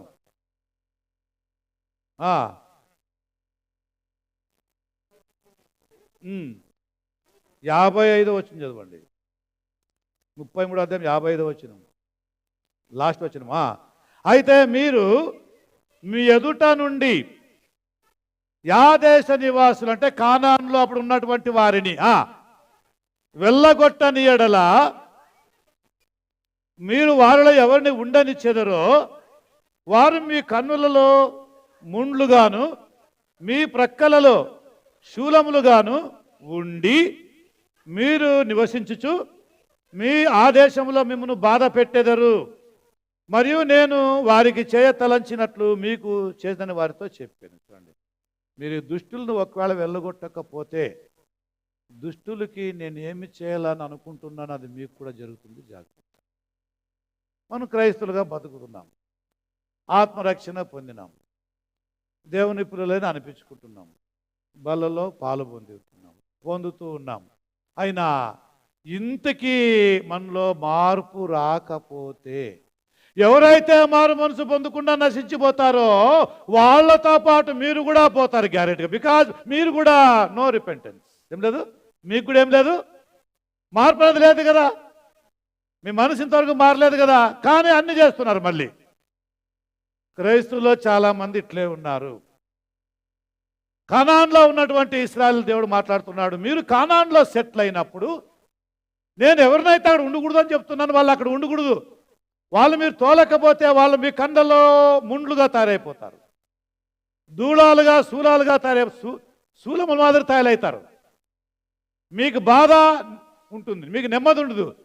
దేవుని ఆరాధించటకు కానీ, దేవుని స్తుతించటకు కానీ, దేవుని కార్యాలు చేయడానికి కానీ మీకు ఎదురుగా వాళ్ళు ముండ్లుగా ఉంటారు, మీ ఎదురుగా వాళ్ళు మీ కన్నుల్లో దూళాలుగా ఉంటారు. సో వారిని నేను ఏం చేయాలనుకుంటున్నాను నాశనము, అదే నాశనం మీకు వస్తుంది. ఎందుకంటే వాళ్ళని తోలేయండి. అట్లా మన మనసులో ఉన్నటువంటి దుష్ట ఆలోచనలు తీసేయాల, మన హృదయంలో ఉండే చెడాలోచనలు తీసేయాల, మన హృదయాన్ని శుభ్రంగా పెట్టుకోవాలా, పరిశుద్ధంగా పెట్టుకోవాలా. పరిశుద్ధత లేకుండా ఎవరు ప్రభువుని చూడరు కదా. కాబట్టి మనం పరిశుద్ధులుగా ఉండాలా.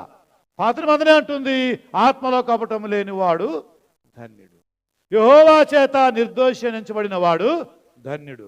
మనం క్రీస్తు వారమని చెప్పుకుంటూ, దేవుని పిల్లమని చెప్పుకుంటూ, లోపల కొంతైనా స్వస్థత లేకుండా దురాలోచనలు, అన్ని రకరకాల పాపాలు లోపల పెట్టుకొని వీటిని వెకేట్ చేయకుండా మనం బలలో పాలు పొందితే, మార్క్స్ వార్త 7:21 అధ్యాయం చదువుదాం, 20 వచనం చదువుదాం. మార్క్స్ వార్త 7 అధ్యాయం 21 వచనం చూడండి. మార్క్స్ వార్త 7 అధ్యాయం 21 వచనం నాకు దొరికిందని చదువుతాను రండి. లోపల నుండి అనగా మనుషుల హృదయములో నుంచి దురాలోచనలు, జారత్వములు, దొంగతనములు, నరహత్యలు, వ్యభిచారములు, లోభములు, చెడుతనములను, కృత్రిమమును, కామ వికారమును, మత్సరమును, దేవదూషణ, అహంభావమును, అవివేకమును వచ్చును. ఈ చెడ్డవన్నీ వచ్చి బయలు వెళ్ళి మనుషుల్ని అపవిత్రపరుస్తాయి. క్రైస్తవులు అపవిత్రులా పవిత్రులా? పవిత్రులైతే ఉండాలా ఉండకూడదా? వీటిని తోలేయండి అంటాడు దేవుడు. మీ మనసులో ఫస్ట్ వీటిని తోలేయండి, వీటిని తీసేయండి. అట్లా అనుకోకుండా ఏమిటంటే అప్పుడు బాప్తిజం పొందనం. ఏం పొందనం? బాప్తిజం పొందనం. కరెక్టే. మరి ఇవి పోయినాయా లోపల? కుళ్ళు, అసూయ, భేదం, వ్యభిచారం కదా. అసూయ చాలా భయంకరమైంది. ఒకరిని చూస్తే ఒకరు పడదు, ఒకరు బాగుపడితే మరొకరు ఇంట్రెస్ట్ ఉండదు, ఒకరినొకరు శపించుకుంటారు. ఇవన్నీ లోపల మీరు పెట్టుకొని తండ్రి అని ప్రార్థన చేస్తారే అంటాడు యాకోబు 1:17. ప్రార్థన చేయవాడు తండ్రి అని మీకు తెలుసు కదా. తండ్రిని ప్రార్థన చేస్తే మీరు భయములోకి ఎందుకు ప్రార్థన చేస్తున్నారు? ఇమ్మని ఎందుకు అడుగుతున్నారు కదా. కాబట్టి మీరు తప్పు చేస్తున్నారు, పాపం చేస్తున్నారు.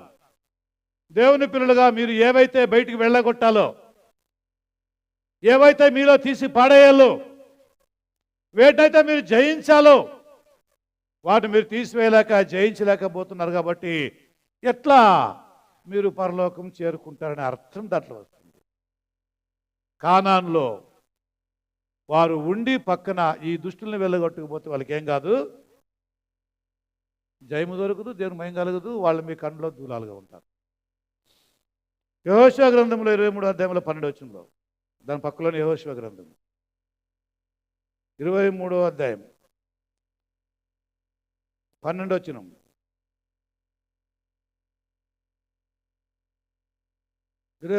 యెహోషువ, అయితే మీరు వెనుకకు తొలగి మీ యొద్ద మిగిలి ఉన్న హత్తుకొని వారితో 1000 మంది మీరును వారును సాంగత్యము చేసిన ఎడల మీ ఎదుట కొట్టివేయట మానును. యెహోవా మంచి దేశంలో ఉండకుండా మీరు నశించే వరకు. ఎవరు వీళ్ళు? ఈ 7 జాతుల వారు. చెప్పినాను కదా, కనానీయులు, హిత్తీలు, హివీలు, పెరిజీలు, ఎబిసీలు అని చెప్పినానే. ఇలాంటి వారు మీ మనసులో ఉన్నారు. మార్కు 7:1 ప్రకారంగా వీళ్ళంతా మీలో ఉన్నారు. వీళ్ళందరూ మీరు లోపల పెట్టుకొని యుద్ధం చేస్తామంటే ఓడిపోతారు గ్యారెంటీగా. వాళ్ళే మిమ్మల్ని జయిస్తున్నారు. ఈ 7 జాతుల వాళ్ళే మిమ్మల్ని జయిస్తారు. వాళ్ళని ఉండనిస్తే మీరు అక్కడ. వారికి మీ పిల్లల్నిచ్చి పెళ్లి చేయొద్దండి. వారితో మీ పిల్లల్ని చేసుకోవద్దండి.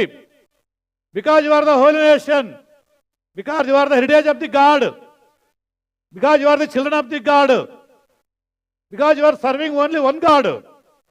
నేనే మీ దేవుడిని, నేను యెహోవాని, నేను నిజ దేవుణ్ణి, మీ దేవుణ్ణి. ఈజిప్ట్ నుంచి ఇక్కడ నడిపించిన వాడిని నేనే. వాళ్ళు తోలేయమంటుంటే మీరు తోలేయరు కదా, అవి తీసేయరు కదా. మీరు చనిపోయేదాకా అవి మీలో అట్లే ఉంటే మీరే చనిపోతారు గ్యారెంటీగా, నాశనం పోతారు. ఎట్లా అంటారు మీరు పరలోకం నాదని? నో, సాధ్యం లేదంటాడు. కాబట్టి పరలోకం అనే మనము దానికి సరిపోయిన జీవితం మనం జీవిస్తేనే పరలోకం, లేకపోతే పరలోకం లేదు. మాటలతో రాదది కదా. పరలోకం చేతలతో, మన క్రియలతో, మనం దేవునిలో నడుచుకునే విధానంతో, భక్తితో, కొత్త నిబంధన మనకి ఏమైతే చెప్తుందో దాన్ని మనం పాటించడంతో, లేకపోతే రాదు కదా. ఆ 7 జాతుల వారిని దేవుడు అందుకనే ఎల్లుగొట్టాలన్నాడు. వాళ్ళతో మీకు అక్కడ సవాసం వద్దు, వాళ్ళతో మీకు అక్కడ సాంగత్యం వద్దు, అన్యులతో మీకేమంట సంబంధం వద్దు, అన్యుల్ని మీరు ఏమీ చేసుకోవద్దండి, అన్యులకి ఎవరిని మీ పిల్లల్ని ఇవ్వద్దండి, అట్లా మీరు శాపగ్రస్తులు కావద్దండి, మీ దేవునికి శత్రువులు కావద్దండి. బికాజ్ నేను రోషం కలిగిన దేవుని, ఐఎమ్ జెలస్ గాడ్. ఏమంట? రోషం కలిగిన వాడిని నేను. నాకు విరోధంగా మీరు నిలబడితే తట్టుకోలేరు ఎవరు కూడా కదా. కాబట్టి అందుకే దేవుడు ఈ 7 జాతుల వారిని దాని నుంచి ఎలుగొడతాను, మీరు కూడా వాళ్ళని ఎలుగొట్టండి అనే ప్రయత్నంలో దేవుడు చెప్తే ఇశ్రాయేల్ వాళ్ళు ఉండనిచ్చినారు. ఉండనిస్తే దేశంలో ఉన్నారు కానీ పేరుకు మాత్రం ఉన్నారు. వాళ్ళ చేత ఇబ్బంది పడతానే ఉన్నారు. ఏ ఇబ్బంది పడుతున్నారు? దేవుడు చెప్తున్నాడు అక్కడ, మీరు చనిపోయేదాకా వారు మీరు ఇబ్బంది పెడతానే ఉంటారు, మిమ్మల్ని ఏదిస్తూనే ఉంటారు, మిమ్మల్ని పీడిస్తూనే ఉంటారు. ఎందుకు? మీరు దేవుని పిల్లలు అయిపోతారు, వాళ్ళు ఏమైపోయినారు? ఏమంటే ఆ దేవుని పిల్లలు కాకపోయేది. కాబట్టి మీ ఆచారాలని వాళ్ళు పాటించలేదు, వాళ్ళ ఆచారాలని మీరు పాటించలేదు. మీరు ఒకే దేవుడిని మీరు చెప్పుకుంటున్నారు, వారి యొక్క విగ్రహార్థకులు అయిపోయినారు.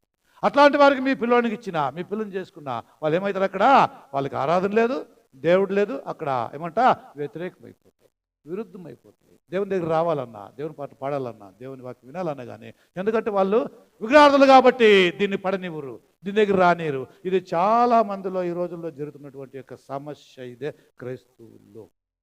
కాబట్టి క్రైస్తవులు దేవునికి ఏమంట రిజర్వ్డ్ పీపుల్. ఏమంట?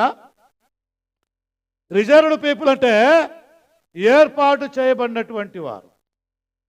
కాయదిరిసిరువంత ప్రజలు కన్నడలో.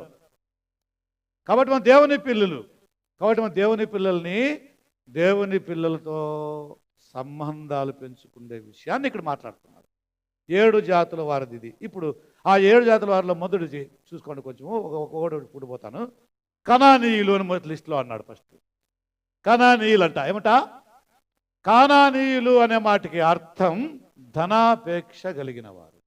రాసుకోండి అవి. కానానీయులు ఫస్ట్ జాతి కానానీయులు.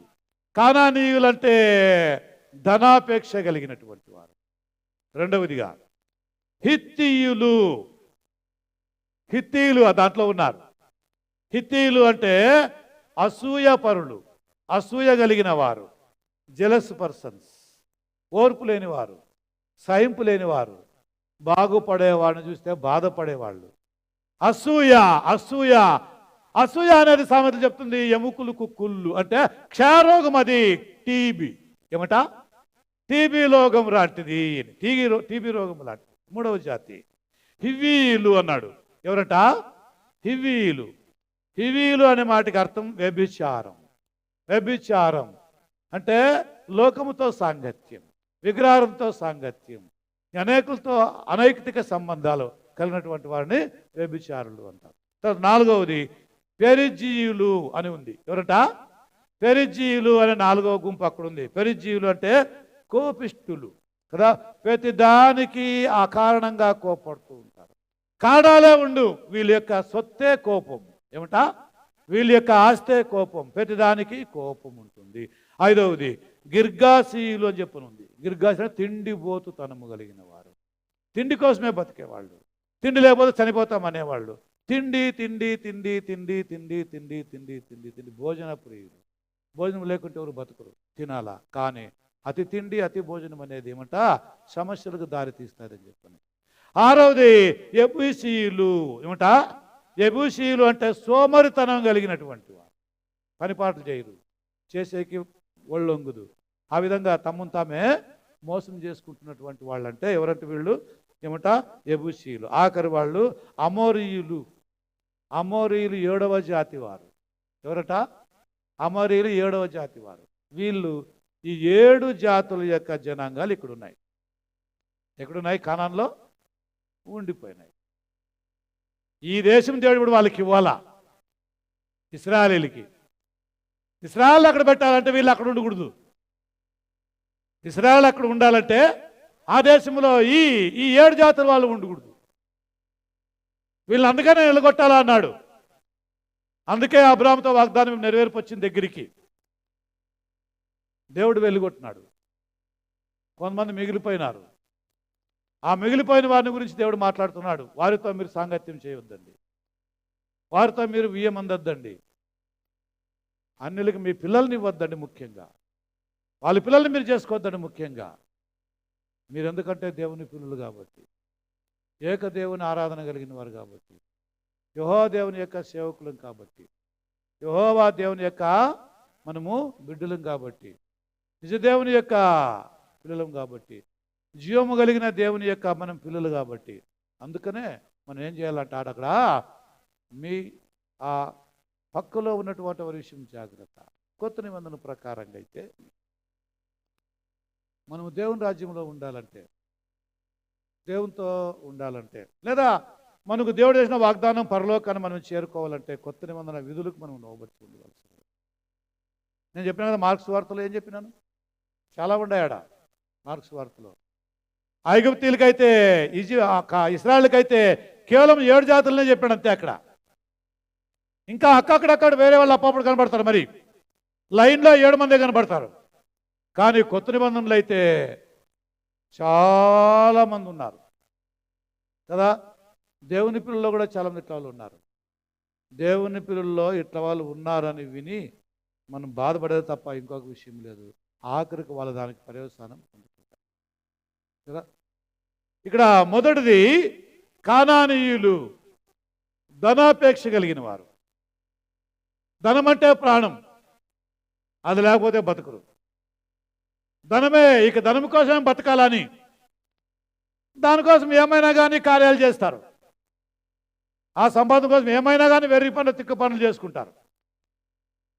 ఏమిలా బతికే కదా, ఏమైనా చేయొచ్చు అని చెప్పని. కాబట్టి లోకంలో ఆ సంపాదన కోసం దండికి దారులు ఏర్పడినాయి. వాళ్ళు ఆ విధాలుగా ఏర్పాటు చేసుకుంటున్నారు.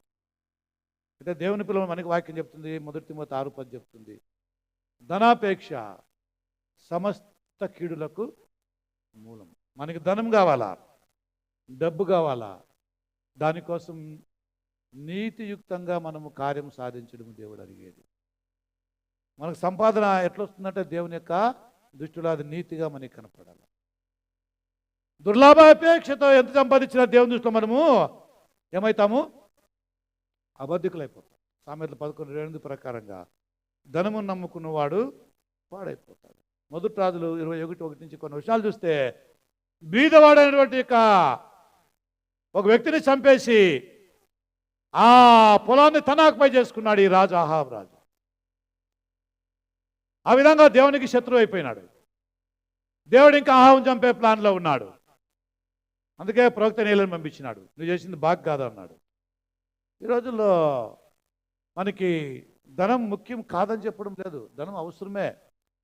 దానికోసమే మనం ఎంత ప్రయాసపడాలో, ఏమి చేయాలో, ఎట్లా సంపాదించాలో అనే ఐడియా మనకుంది. నీతియుక్తంగా మనం బతికినప్పుడు బైబిల్ అంటది సంతుష్టి సహితమైన దైవభక్తి గొప్ప లాభ సాధన. 1 తిమోతి 6:8 కదా.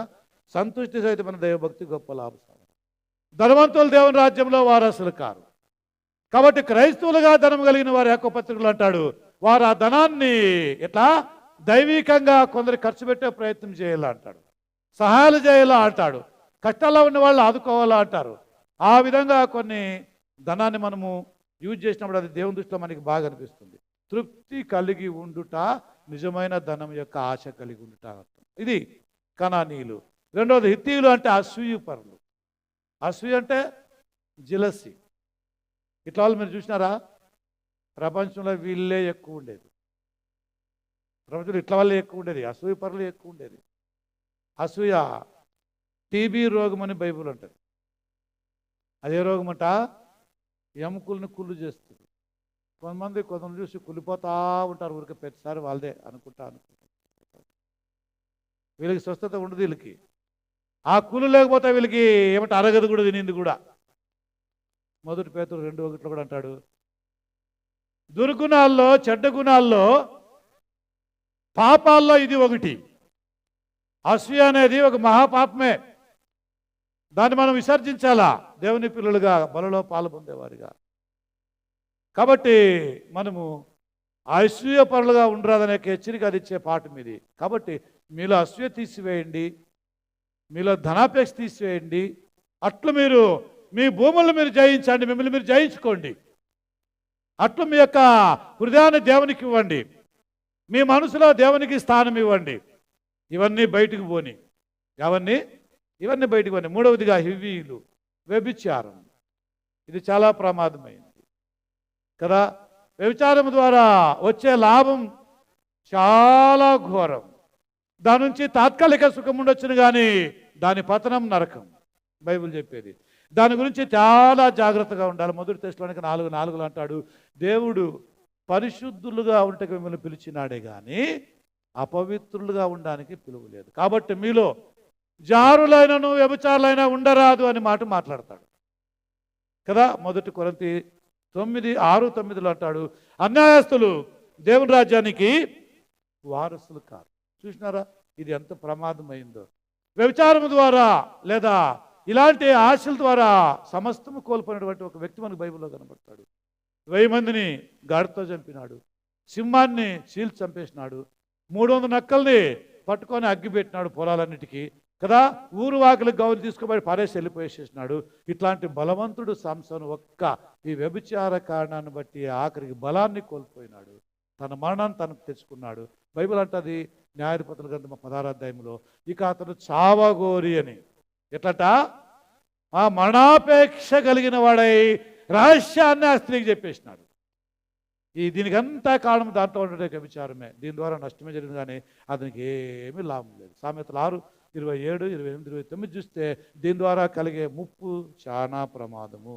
కాబట్టి చాలామంది యేసు ప్రభు యొక్క పరిచర్యలో, ఆయన సేవలో ఇలాంటి వ్యభిచారులు యేసు ప్రభుని అనుసరించి పరిశుద్ధులైనారు కదా. 7 దయాలు పట్టినటువంటి మగ్దలేని మరియ ఏమైపోయింది?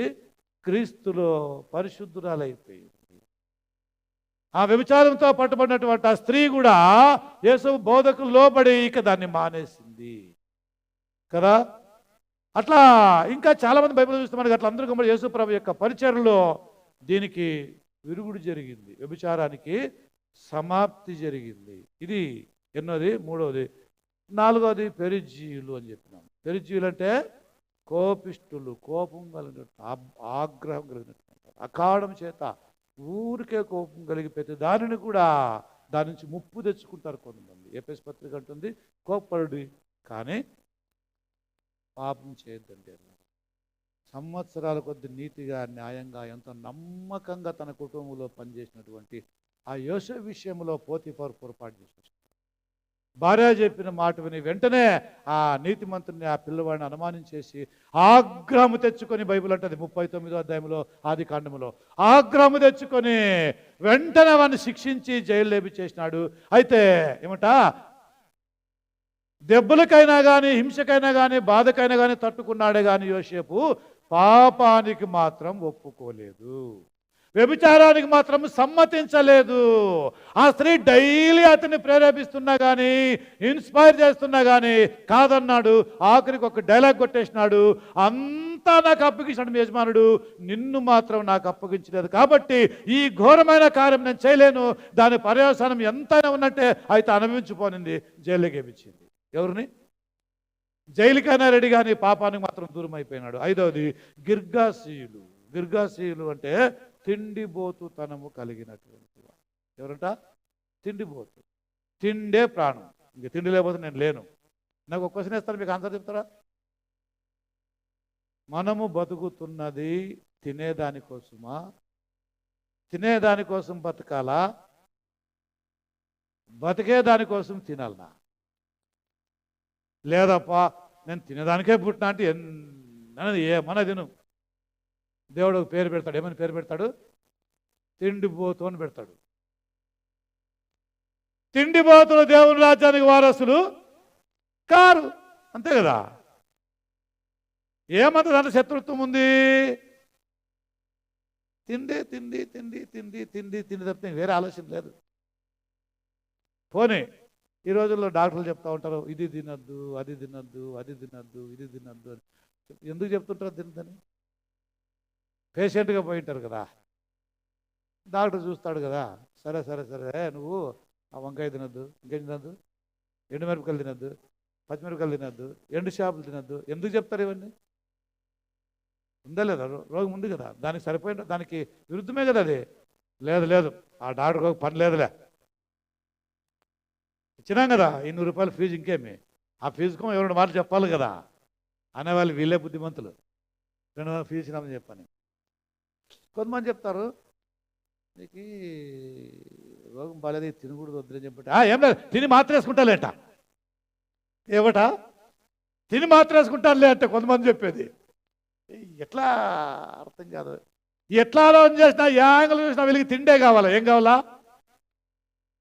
పాపం ఎవరో బీదోళ్ళు లేదో కలిమిలో పెట్టింటారు అనుకోండి, ఎప్పుడో ఒకసారి చికెన్ పెట్టి ఏం కంటిపోతానా?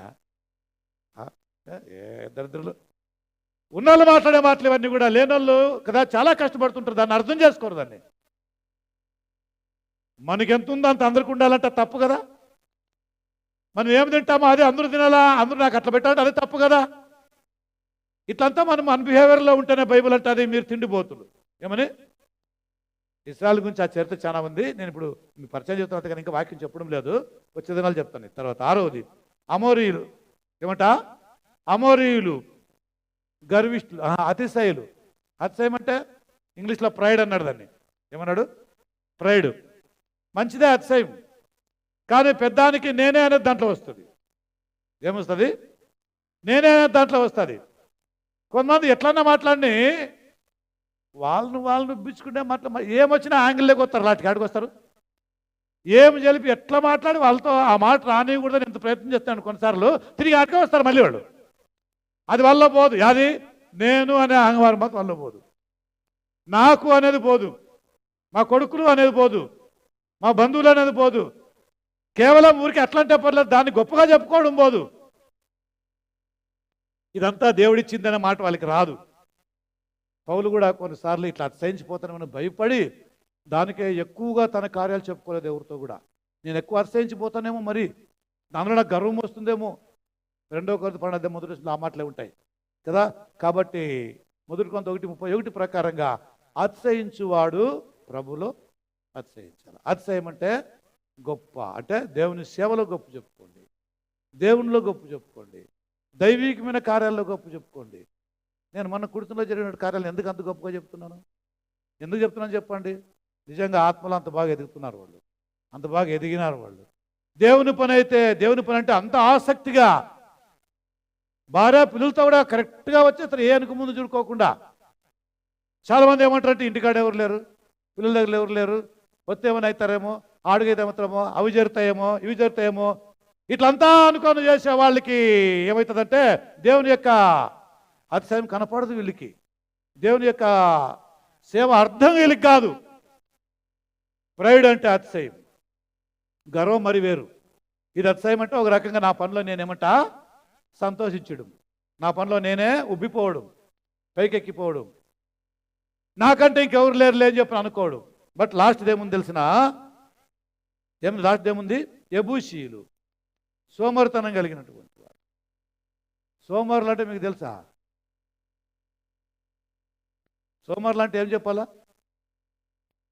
సోమరులకు ఏం చెప్పాలో నాకు చెప్పి చాలా అయిపోయింది. ఎన్నిసార్లు చెప్పాలి, ఎన్నిసార్లు చెప్పినా అదే. ఇంకా సోమరులు, సోమరులు అంటే ఎవరు? నోరేవు ప్రభ మీరు. బద్ధకస్తులు, తెలుగులో ఇంకొక మాట దానికి, బద్ధకస్తులు. ఇంగ్లీష్లో ఏమంటారు దీన్ని? Laziness, lazy. నాకు జ్ఞానాన్ని బట్టి చెప్పి స్టూపిడ్ ఫెలో లేజీ అనేవాడు టక్కనే. కొంతమంది లేజీలో చాలా ఫుల్గా పోయింటారు, డీప్గా లేజీ. ఏమి చేసినా వంగురబ్బా వీళ్ళు. వీళ్ళని ఏ ఫర్నెస్లో వేయాలంటే మామూలు 45 డిగ్రీ, 50 డిగ్రీ, 200 డిగ్రీలో వీళ్ళు వంగురు. ఏకదమ్మన ఫర్నెస్లోకి వెళ్ళింది. ఆటికెళ్ళా ఫర్నెస్ అంటే నరకంకే వెళ్ళి వీళ్ళని కదా. మీరు చూసినారా కొలిమిలో ఇనాన్ని ఎంత కాల్చింటారు, ఎంత టెంపరేచర్, అబ్బాబ్బాబ్బాబ్బా. అట్లాంటి గట్టినము ఎంత సాగాలంటే దాన్ని ఎంత కాల్చిండాలి, ఎంత లెవెల్కి తీసుకోండి చూడు. అవన్నా లొంగుతాయి, కానీ సోమరులు మాత్రము లొంగేదే కష్టం. సోమరులకి వంగుదు, నడమొంగుదు, చేలొంగు, పై వంగుదు, ఏం వంగుదు. పక్కలో పెట్టుకొని నీళ్ళు కూడా తీసుకుని తాగే శాత కాదు వీళ్ళకి, అవి కూడా ఇంకొకరు ఇయ్యాల. అట్లాంటి వాళ్ళు ఉన్నారు లేదా? అట్లాంటి వాళ్ళు నేను చూసినాను కొంతమందిని. పక్కలో ఉండే కదపా అంటే వచ్చిద్దురా అంట, పక్కలో ఉండే కదంటే వచ్చిద్దురా, నాకు వంగే శాత కాదని. అరే చూసినారా, లేజినెస్ అనేది చాలా ఒక రకం పాపమే. క్రైస్తవులో లేజీ ప్రార్థనకి, ఆరాధనకి, దేవుని కొరకు ఆధ్యాత్మికంగా ఈ సోమరులు చాలామంది ఉన్నారు. ఆదివారం అంటే ప్రార్థన లేదు, ఏం లేదు. శారీరకంగా అంటావా, కొంతమంది ఏ పని పాటు లేకోకుండా 2 తెస్సలోనిక 3:10 ప్రకారంగా పనుల జోలికి పోతూ, పోకిరిగా తిరుగుతూ, పని పాటు లేకోకుండా ఊరికే చదవండి అన్నమాట. 3:10, 2 తెస్సలోనిక 3:10 అనుకుంటా చూడండి. 3వ అధ్యాయం 10వ వచనం అనుకుంటాను. మరియు మేము మీ యొద్ద ఉన్నప్పుడు చెప్పినదేమనగా, 2 తెస్సలోనికైలకు రాసిన పత్రిక 3వ అధ్యాయము 10వ వచనము, క్రీస్తు సంఘములో దేవుని బిడ్డల్లో బాప్తిసం పొందిన వాళ్ళలో, దేవుని ఎరిగినటువంటి వాళ్ళలో, సంఘములో వాళ్ళలో ఎవరైనా కానీ మరి ఎవడైనా మేము దానికే నేను చదువుకునేది, మీరు చేస్తున్నాను, అందుకే నేను చదువుకునే తినబొద్దురికే మీరు నాకు కన్ఫ్యూజ్ చేసి పెడతారు. మరి మేము యొద్ద ఉన్నప్పుడు ఎవడైనా పని చేయకపోతే భోజనం చేయకూడదని ఆజ్ఞాపించినాము కదా. మీలో కొందరు ఏ పని చేయక పర్లు జోలికి పోవచ్చు, అక్రమంగా నడుచుకుంటూ,